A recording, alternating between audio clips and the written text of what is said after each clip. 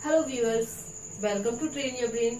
और आज की क्लास में हम कंटिन्यू करेंगे पॉलिटी को। लेक्चर को पूरा लास्ट तक देखेंगे, तभी आपको टॉपिक कंप्लीट समझ में आएगा। तो चलिए स्टार्ट करते हैं। आज हम पढ़ने वाले हैं संविधान की प्रस्तावना, जो कि बहुत ही इम्पोर्टेंट टॉपिक है और हर एग्जाम में यहाँ से क्वेश्चन पूछा जाता है। तो क्लास में लास्ट तक बने रहेंगे और ध्यान से समझने की कोशिश करेंगे। जिसको भी अगर ये टॉपिक में प्रॉब्लम है तो वो क्लास को अच्छे से देखेंगे।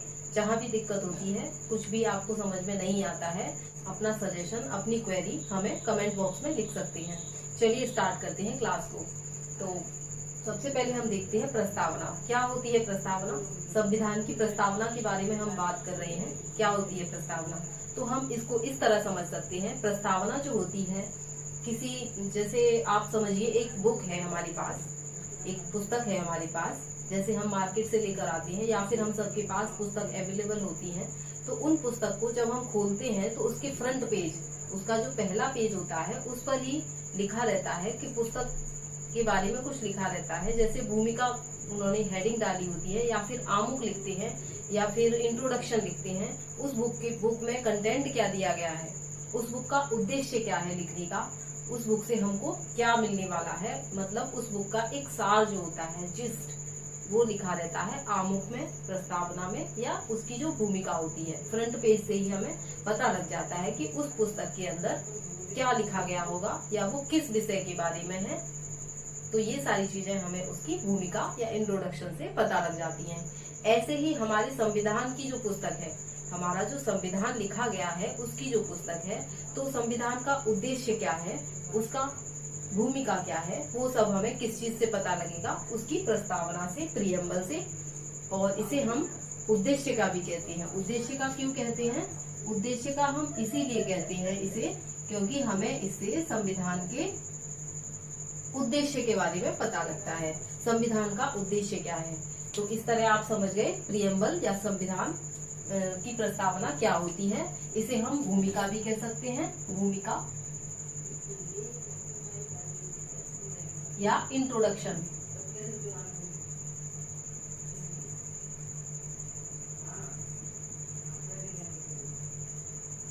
इसे हम संविधान की प्रस्तावना, उद्देशिका, भूमिका, इंट्रोडक्शन, इन सभी नामों से जानेंगे। इससे पहले अमेरिका के संविधान में प्रस्तावना को इंक्लूड किया गया था, और उसके बाद बाकी जो जितने भी देश थे उन सब ने अपने अपने संविधान में प्रस्तावना को इंक्लूड किया। ऐसे ही हमारे भारत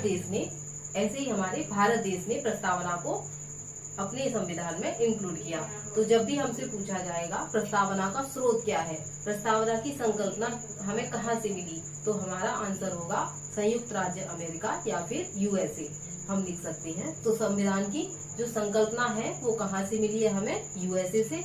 लेकिन अगर क्वेश्चन हमसे पूछता है संविधान की भाषा कहाँ से ली गई है, यहाँ हम लिख लेते हैं संविधान की भाषा। तो भाषा हमें कहाँ से मिली है? ऑस्ट्रेलिया के संविधान से। ऑस्ट्रेलिया।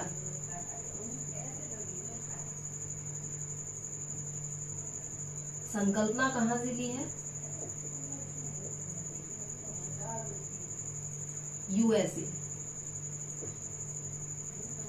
तो संविधान की संकल्पना यानी कि कहाँ के संविधान से हमने सबसे पहले प्रस्तावना को अपने संविधान में अडॉप्ट किया, तो आंसर रहेगा यूएसए। और जब बात करेंगे संविधान की भाषा, संविधान की प्रस्तावना की भाषा, तो कहाँ से ली गई है भाषा? ऑस्ट्रेलिया से। ओके, तो इस तरह से हमने अपने भारत के संविधान में भी प्रस्तावना को इंक्लूड किया।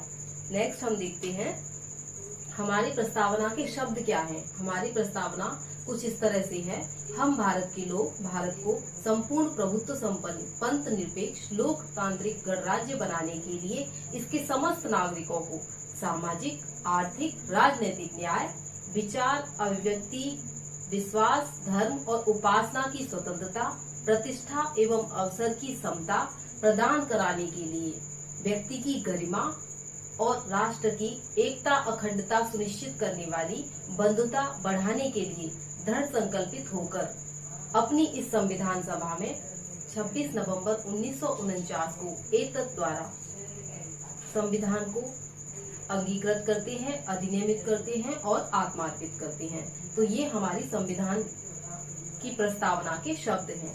अब आइए बात कर लेते हैं हम इसके शब्दों के बारे में कि इसका आखिर उद्देश्य क्या है। तो हमारी संविधान की जो प्रस्तावना है इसके 4 मूल तत्व होते हैं। मतलब हमें प्रस्तावना क्यों दी गई, प्रस्तावना का मतलब क्या है, तो प्रस्तावना हमें क्या क्या बताती है इसके बारे में बात करेंगे। तो प्रस्तावना के हमारे पास 4 मूल तत्व होते हैं। कौन कौन से 4 मूल तत्व हैं? 4 मूल तत्व हैं। कौन कौन से 4 मूल तत्व हैं? तो पहला मूल तत्व है कि संविधान के शक्ति, संविधान को जो शक्ति मिलती है वो हमें किससे मिलती है, ये हमें कौन बताता है? प्रस्तावना से पता लगता है कि हमारे संविधान को शक्ति किससे मिलती है। तो हमारे संविधान को जो शक्ति है वो किससे मिलती है, ये हमें पता लगता है प्रस्तावना से। संविधान को शक्ति, संविधान को शक्ति, या फिर कह सकते हैं संविधान की शक्ति का स्रोत।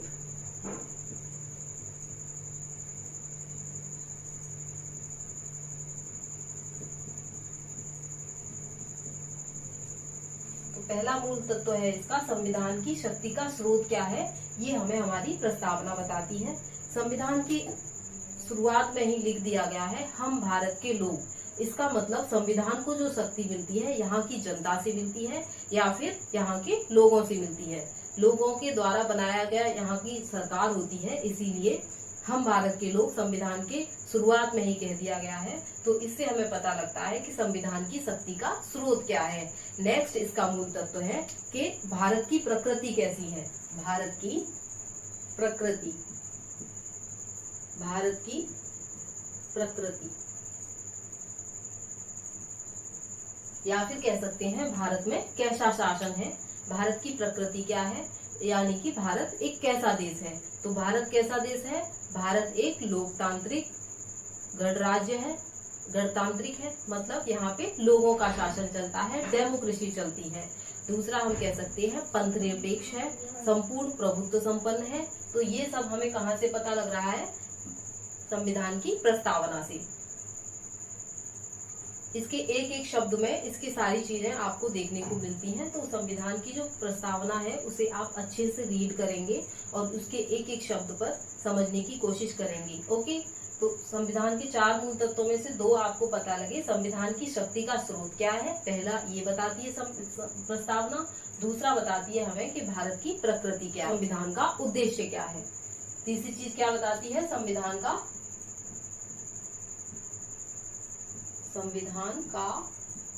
उद्देश्य, संविधान का उद्देश्य क्या है। और चौथी चीज बताती है संविधान की तिथि,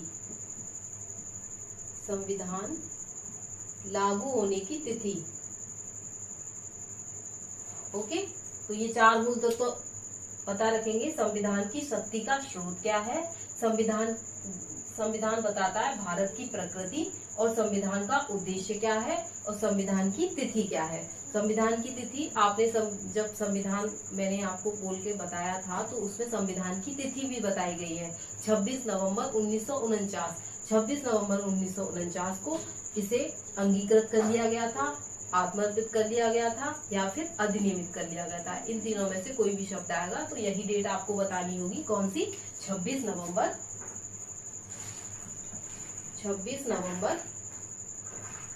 1949।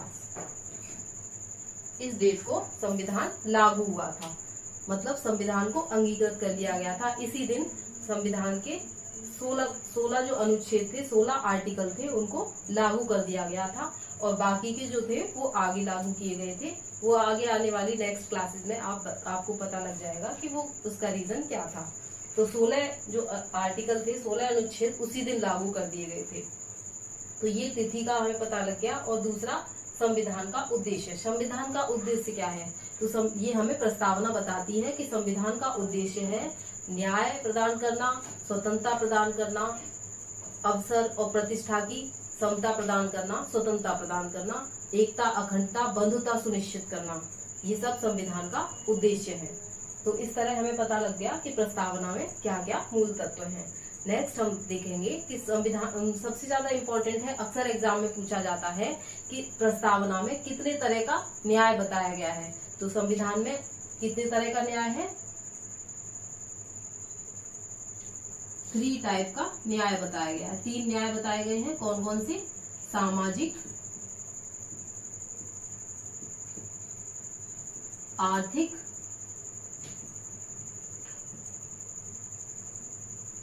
राजनीतिक।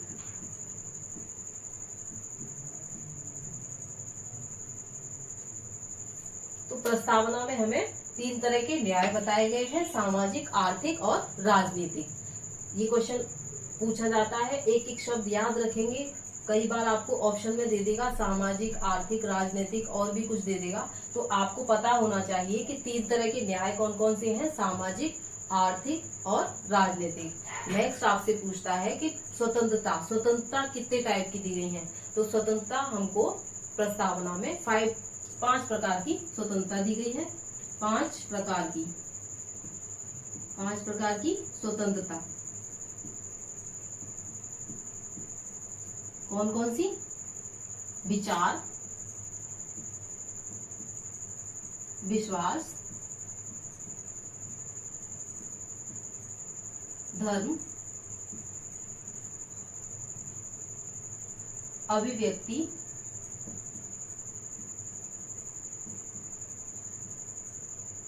एवं उपासना। थोड़ा सा क्रम इनका गड़बड़ हो गया है। अभिव्यक्ति की जो स्वतंत्रता है विचार के बाद आती है और विश्वास उपासना से पहले आता है। तो क्रम में याद रखना हो तो इस तरह आप उसको कर सकते हैं, वो कोई इश्यू नहीं है। अभी हम बात कर रहे हैं कि 5 प्रकार की स्वतंत्रता कौन कौन सी हैं। तो 5 प्रकार की स्वतंत्रता हमारे पास है, विचार, विश्वास, धर्म, अभिव्यक्ति और उपासना। ये 5 प्रकार की स्वतंत्रता हमको संविधान की प्रस्तावना में मिलती है। अच्छा, नेक्स्ट देखते हैं हम कि न्याय। एक क्वेश्चन हमसे पूछा जाता है कि न्याय जो है, इसको जो 3 प्रकार का न्याय दिया गया है, ये कौन सी क्रांति से, जैसे कि रूस की क्रांति थी, फ्रांस की क्रांति थी, ऐसे और भी क्रांतियां हुई थी, तो क्रांति के उसी कॉन्सेप्ट से लिया गया था। तो 3 प्रकार के न्याय जो है किसकी क्रांति से लिए गए हैं? तो इसका आंसर आप देंगे रूस की क्रांति। ये जो 3 न्याय दिए गए हैं ये रूस की क्रांति से लिए गए हैं, रूस की क्रांति। तो 3 प्रकार के न्याय का कॉन्सेप्ट रूस की क्रांति से लिया गया है। और 5 प्रकार की स्वतंत्रता, ये वाला कॉन्सेप्ट 5 प्रकार की स्वतंत्रता का कॉन्सेप्ट लिया गया है फ्रांस की क्रांति से। इसको भी लिख लेंगे, फ्रांस की क्रांति। फ्रांस की क्रांति। 5 प्रकार की स्वतंत्रता कहाँ से ली गई है? फ्रांस की क्रांति से। उसके बाद हमसे पूछा जाता है कि समता, प्रस्तावना में कितने प्रकार की समता बताई गई है? तो प्रस्तावना में 2 प्रकार की समता बताई गई है, प्रतिष्ठा और अवसर की समता। प्रतिष्ठा और अवसर की समता बताई गई है। नेक्स्ट हम देखते हैं इसमें कि डेट जो बताई गई है, डेट वाला मैंने आपको बता दिया है, ये क्वेश्चन बहुत पूछा जाता है। ये सारे ही क्वेश्चन एग्जाम में पूछे जाते हैं, जितना भी आपको कॉन्सेप्ट बताया जा रहा है, तो इसको अच्छे से याद रखेंगे। कितने प्रकार के न्याय है? 3 प्रकार के न्याय है, सामाजिक, आर्थिक, राजनीतिक। नेक्स्ट है 5 प्रकार की स्वतंत्रता दी गई है, विश्वास, धर्म, अभिव्यक्ति और उपासना की स्वतंत्रता दी गई है। कुछ शब्दों को समझ लेते हैं जो कि समझना बहुत आवश्यक है। इसमें बात की गई है पंथ निरपेक्ष। पंथ निरपेक्ष का मतलब है भारत का कोई धर्म नहीं है अपना, लेकिन सभी धर्मों को अलाउ करता है भारत अपने यहाँ, क्योंकि भारत में सबके अपने अपने धर्म हैं। तो भारत सभी धर्मों को मानता है, लेकिन उसका अपना कोई धर्म नहीं है। उसके यहाँ सारे धर्म अलाउ है, लेकिन भारत का खुद का कोई धर्म नहीं है। इसे कहते हैं पंथ निरपेक्ष। नेक्स्ट शब्द आता है लोकतांत्रिक। लोकतांत्रिक का मतलब है यहाँ लोगों का शासन चलता है, लोगों के द्वारा बनाया हुआ। नेक्स्ट हम समझ लेते हैं विचार, विश्वास, धर्म, अभिव्यक्ति, उपासना। यहाँ सबको अपना विचार रखने का अधिकार है। अभी आप आगे क्लासों में देखेंगे, मूल अधिकार के बारे में पढ़ेंगे, तो वहां से आपके ये सारे कॉन्सेप्ट क्लियर हो जाएंगे। अभी आप याद रखेंगे कि कितने प्रकार की स्वतंत्रता, कितने प्रकार की न्याय और कितने प्रकार की समता। समता कौन कौन सी बताई थी? अभी आपको समता बताई थी प्रतिष्ठा, प्रतिष्ठा एवं अवसर, प्रतिष्ठा एवं अवसर की समता। ओके, नेक्स्ट हम बताते हैं आपको कि प्रस्तावना में संशोधन की बात हुई थी, तो प्रस्तावना में संशोधन के लिए 2 केस इंपॉर्टेंट हैं, वो याद रखेंगे। प्रस्तावना में संशोधन से पहले 2 केस आए थे, उन केस का नाम याद रखेंगे। 1960 में आया था एक केस, 1960 में जो केस आया था बेरुवारी केस,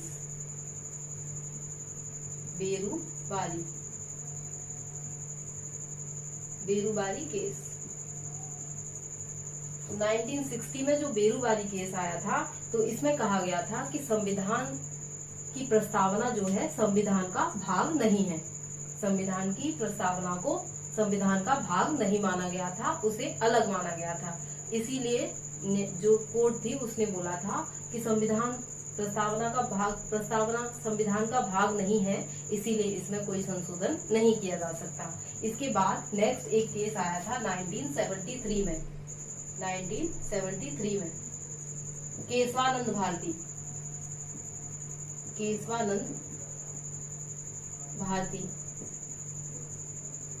केशवानंद भारती बनाम केरल राज्य।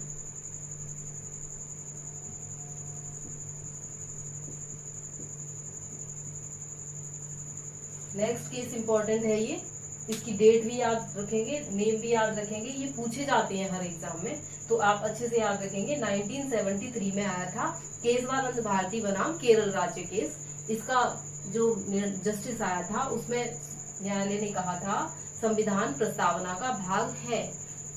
बेरुवारी केस में प्रस्तावना को संविधान का भाग नहीं माना गया था, लेकिन जो केशवानंद भारती का जो केस था 1973 का, उसमें प्रस्तावना को संविधान का भाग माना गया था।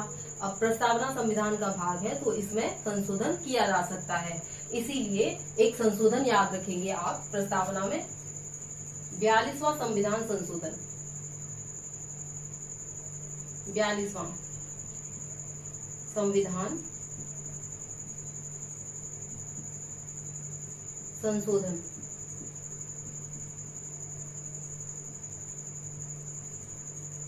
तो 42वां संविधान संशोधन, वैसे तो 42वें संविधान संशोधन को मिनी कॉन्स्टिट्यूशन कहते हैं, क्योंकि इसमें बहुत सारे संशोधन शामिल हैं, लेकिन अभी हम क्योंकि प्रस्तावना पढ़ रहे हैं तो हम देखेंगे 42वें संविधान संशोधन में प्रस्तावना के बारे में क्या संशोधन किया गया था। तो प्रस्तावना में कुछ शब्द जोड़े गए थे, 3 शब्द जोड़े गए थे, कौन कौन से नोट कर लेंगे। यहाँ स्पेस नहीं है, आपको यहाँ बता देते हैं।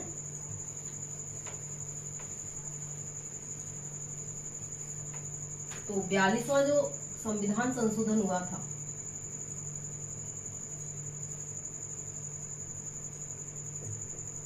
ये शॉर्ट में लिख दिया है, इसका मतलब है कॉन्स्टिट्यूशनल अमेंडमेंट एक्ट। ओके, तो 42वां कॉन्स्टिट्यूशनल अमेंडमेंट एक्ट जो था, इसके अकॉर्डिंग ये था 1976 का। इसके अकॉर्डिंग प्रस्तावना में 3 शब्द जोड़े गए थे, कौन कौन से,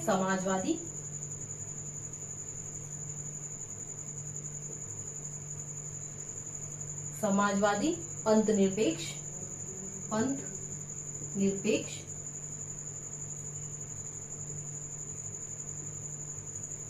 और तीसरा शब्द क्या जोड़ा गया था, अखंडता। ओके, अखंडता।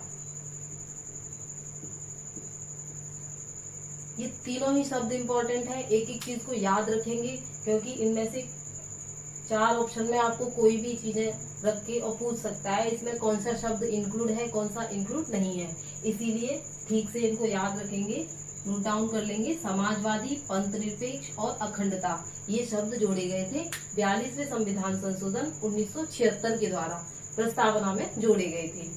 ओके, तो ये थी आज की क्लास जिसमें आपने प्रस्तावना को समझा। एक बार हम चाहे तो क्लास को रिवाइज कर सकते हैं कि प्रस्तावना क्या होती है, उद्देश्य क्या होती है या भूमिका होती है संविधान की। इसमें हमने देखा था प्रस्तावना के 4 मूल तत्व होते हैं, संविधान की शक्ति का स्रोत बताती है, और संविधान की प्रकृति क्या है, संविधान का उद्देश्य क्या है, और संविधान के लागू होने की तिथि। ये सब हमें किससे पता लगता है, प्रस्तावना से। नेक्स्ट हमने देखा कि प्रस्तावना हमें 3 प्रकार की न्याय देती है, सामाजिक, आर्थिक और राजनीतिक, और 5 प्रकार की स्वतंत्रता देती है, विचार, अभिव्यक्ति, विश्वास, धर्म और उपासना की स्वतंत्रता। उसके बाद हमें 2 प्रकार की समता देती है। 2 प्रकार की समता कौन कौन सी? प्रतिष्ठा और अवसर की समता। तो ये सब हमने पढ़ा, बहुत ही इम्पोर्टेंट है ये। न्याय जो लिए गए हैं वो रूस की क्रांति से लिए गए हैं, और जो स्वतंत्रताएं ली गई हैं वो ली गई हैं फ्रांस की क्रांति से। ओके, नेक्स्ट हमने देखा था कुछ इम्पोर्टेंट केस। तो 1960 में जो बेरुवारी केस आया था, इसमें प्रस्तावना को संविधान का भाग नहीं माना था, इसीलिए बोला था कि इसमें अमेंडमेंट नहीं हो सकता, कोई भी संशोधन नहीं हो सकता। नेक्स्ट हमारा केस आया था 1973 का केशवानंद भारती बनाम केरल राज्य केस। इसमें प्रस्तावना को संविधान का भाग माना गया, इसीलिए इसमें संशोधन किया जा सकता है, और इसे संशोधन इसीलिए आगे चलकर संशोधन किया गया। 42वें संविधान संशोधन 1976 के तहत इसमें 3 शब्द जोड़े गए। कौन कौन से? समाजवादी, पंथनिरपेक्ष और अखंडता शब्द जोड़े गए। तो इनको याद रखेंगे। ये थी आज की क्लास आपको कैसी लगी आप कमेंट बॉक्स में लिख सकते हैं, और आपको कोई सजेशन, कोई क्वेरी है तो वो भी मुझे लिख सकते हैं। और क्लास आपको अच्छी लगती है तो इसे लाइक करें, शेयर करें एंड सब्सक्राइब करें। Thanks for watching train your brain.